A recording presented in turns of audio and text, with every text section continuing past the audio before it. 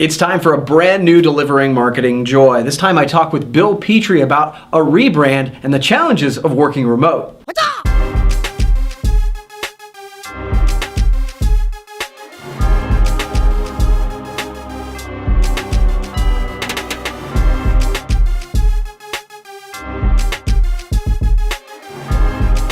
Hey there, and welcome to another edition of Delivering Marketing Joy. I'm your host, Kirby Hasseman, and with me today is a repeat guest, a welcome face, a good friend. He's the president of Promo Corner. It's Bill Petrie. Mr. Bill, thanks so much for joining me. Kirby, as always, blast to hang out with you. So happy to be here. Absolutely, buddy. Thank you so much. So I wanted to kind of reconvene with you. As we've said, you've been on the show a few times, but I was thinking about as the sort of the first of the year rears its head, you've been now with Promo Corner for about 9 months. So in taking over that organization as president, what have been some of your biggest challenges and biggest successes? I'm super curious about that. It's funny because I think this is my 5th time on Delivering Marketing Joy. I know I did a conjunction one with Dana Zezzo, and it's almost been like a journey of the last 3 years of my career in the promo industry. So it's been fun to watch, and also growth of my beard, because I think the first time I was without facial hair. Okay. So you asked, I think, since I've taken over Promo Corner, what's been the biggest challenge and the biggest success? So I'll answer that in reverse, if that's okay. Sure. Actually, I didn't want to respond. I'm going to answer it the way I want to anyway. We know each other well enough. Yeah, for sure. I'm going to ask, yeah. So I think the biggest success is the easy one. It was the rebranding. It was something that Promo Corner, I wouldn't say desperately needed, but pretty close to it. It was a respected organization, but the branding had grown old. It looked old. It felt old. It hadn't been redesigned and even probably looked at since its inception in 1999. And if you smelled real carefully, you could smell 1999 on that old logo. And it was a great logo, but it served it well. But we needed a brand, a logo, and a direction that would take us to the next 20 years while paying some homage to the previous 20 years. So coming together as a team, having a group of people who cared and gave input to what ended up becoming the new overall brand and direction we're going, I think was the greatest success. It was a real lesson in people coming together. I think the biggest challenge I faced is am facing, and I'm currently facing it. It's running an organization or leading, I would prefer to say, leading an organization where I have employees scattered across the country. I'm very used to having an office of people. Yeah. And if I have a quick thing, I can just run down the hall and pop into somebody's office and say, hey, what do you think about this? Or if I'm making a decision about something, if I want some feedback, to go show someone something and say, hey, I'd love your thoughts on that. That's been a struggle for me. I've always prided myself on being an above average, if not excellent communicator. And it's been a lesson to myself that I've got a lot of work to do. There are little things I miss weekly that I know if we were in an office I wouldn't miss, but that's just not the reality. And so it's made me really rethink how I'm communicating to people, the amount I'm communicating to people, the vehicles I'm using to communicate with people, because there's decisions that are made that really don't necessarily impact parts of the organization. But when people don't know that and they're remote, they feel like they're very left out, and rightfully so. It's not intentional, but it's a real feeling that people have. And so that's been the biggest challenge, is really having solid communication. I seem to still have occasional hiccups, and that bothers me greatly. So it's something I'm continually working on. No, it's a really good point, because I've got both, right? Because I have an office here, and the internal team are inside, but then sales team certainly are the remote piece. Great book by Jason Fried called Remote. It might be, I don't know if you've read that, but that's one that I think I need to revisit. I have it, but I haven't read it yet. Fair.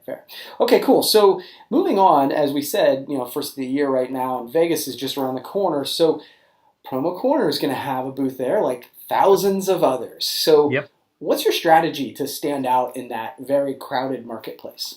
Well, and that's the key, right? I mean, there's a thousand, 3 or 4 thousand booths there. I don't know how many service providers, which Promo Corner is to the industry. I don't know how many service providers have a booth there. And the challenge we face is our audience is split not equally between suppliers and distributors. Right. So how it's a distributor-driven show. What can we do to offer value to distributors where they'd want to stop by, see what we're doing, the direction we're going? Because the direction we're going, or what Promo Corner has been traditionally, is an email service provider, and a damn good one. And I think that's something to be proud of, and that's something we're going to continue to do. As we look to the future and what we're trying to build, we want to be a digital marketing and media company for the industry. So the idea that we had in our group was to essentially give something away. As you and I are both disciples of one Gary Vaynerchuk, it's a give first economy. And one of the things that, looking at our industry, you can tell, it's an industry where we drag people into the future kicking and screaming sometimes. Yeah. And I know you agree with this, where this is a video show, the future is in video, a lot of it, especially when it comes to marketing. And so what we're actually doing is we are providing for free to distributors who sign up. And there's been some communications about that through our email services and other vehicles. But we're going to shoot 30-second commercials for distributors at the show. We're going to have a green screen there. We're going to ask them to provide their logo so we can put their logo in post-production. We are providing one of 3 separate scripts so that they can use the script that really helps tell their story to their target audience about the value of promotional products, why promotional products work, and some of the uses of promotional products. So really what works for them. And we're doing that live in the booth. And I'm real excited about that. And I think the buzz we've generated so far is pretty encouraging. It's a very limited amount we're giving away. I think it's 20. And I'm excited about that. So, and then when we're not shooting video, Kirby, you and I are going to be recording some unscripted podcasts right there in the booth, live, if people want to stop by, and uploading them to Promo Corner within an hour after they're produced. So really, I want people to start thinking about Promo Corner, especially distributors, as a media company. Yeah. Well, yeah, and I think that, this is a huge event around which many of us base our business. And so by doing, something that's media-centric around it makes a ton of sense. So I'm excited about it for you. Hopefully it's great. It could be a disaster, but either way, you're going to remember it. Totally. So speaking of Vegas, you are going to be teaching. Speaking at Vegas on Monday, I believe, Education Day. So you're a veteran speaker of our industry. You always do a great job. So what's your topic this year, and why should people come and see you on Monday at 1:30, I believe it is? I'll answer the second part of your question first, because apparently I like to reverse the way I answer your questions. You do what you want, Bill. Hey, it's your show, but I just took over. So the topic for Education Day, and it's at 1:30 Pacific Standard Time. I don't know what the room number is, breaker something or other, I'm sure. Yeah. It's about reducing the friction in the sales process. So when we are an industry of small businesses, and as those small businesses have grown, they have certain processes and procedures, and they inadvertently add friction to the process. And if you look at our target audience, whether it's in our industry or out of our industry, people are craving a transaction that's as frictionless as possible, that's as easy as possible. The easy one is Amazon, right? Almost everybody I know is a member of Amazon Prime. And so that has triggered the dopamine part of our brain to think, if I don't get something in 2 days, there's a serious problem in this process. Or if I can't return something for free, there's a serious problem in the process. So what Amazon has done is eliminated just about as much friction from the sales process and the return process as possible from a retail perspective. When I look at our industry, and the way most distributors conduct their sales transactions, and suppliers too, there's a lot of friction inherent in the process. And so what I'm talking about there is, if you really want to create client loyalty in 2018, you need to create a transaction that's as frictionless as possible. And so in my class, I'm going to talk about some ways that people can take away immediately and reduce that friction in the goal of creating long-term loyalty. So I'm not going to say mine's the best class at 130. I know, for example, your class is at 130, and please feel free to plug yours too.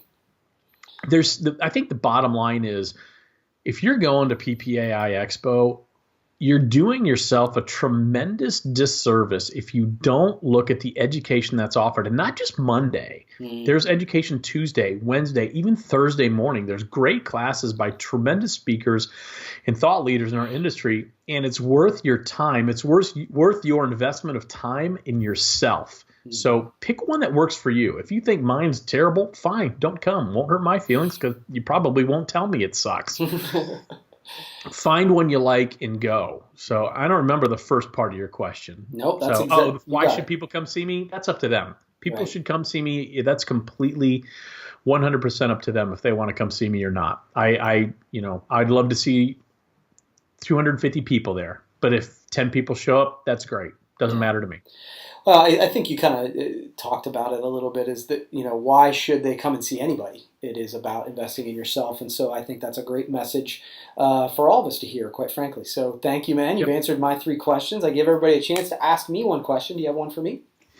Kirby, as it turns out, I do have a question for you. And I had a feeling what's interesting is, because we're good friends and we do a weekly podcast, it was very difficult for me to come up with a question to ask you that wasn't flippant or stupid or redundant. So I hope I've come up with one. So Kirby, knowing you, and I think people who know you from a distance, you talk very often about living your life intentionally. That's important to you. Yeah. And what you've accomplished in business is very intentional. And I look at what it is, and it's amazing. You own 2 very successful businesses in your marketing company and in your brewery.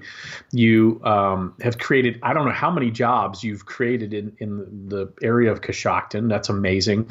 You have several buildings that you own in downtown Coshocton. You volunteer all the time, both in the industry and out of the industry. You're a relentless person.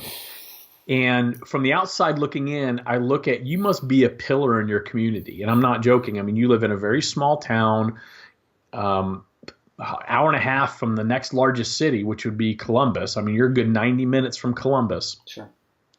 So you've done quite a bit.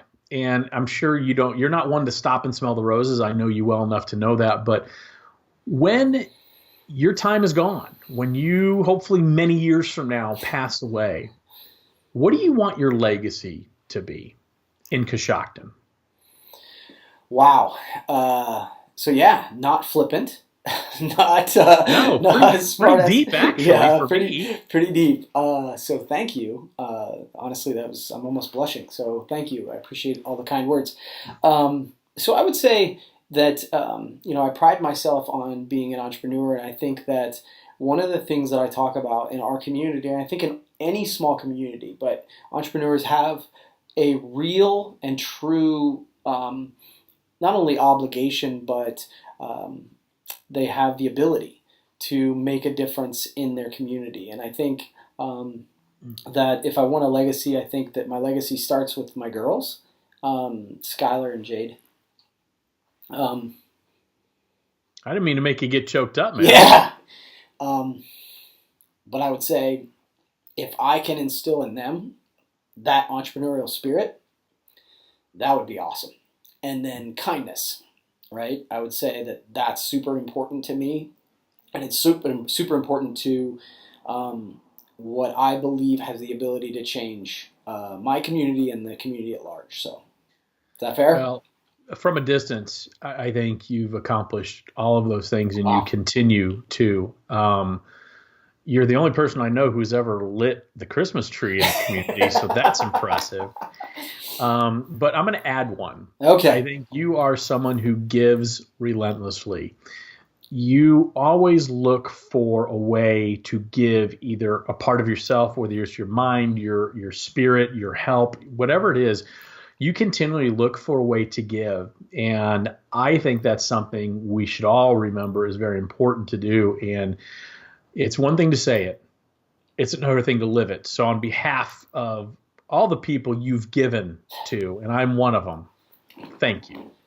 Wow, so that took a turn. Thank you. It's super kind of you to say, and appreciate it. And yeah, it's a good time of year to do this, right? It is. So thanks, man. I appreciate you being a guest, You bet. and we'll have to do it again, all right?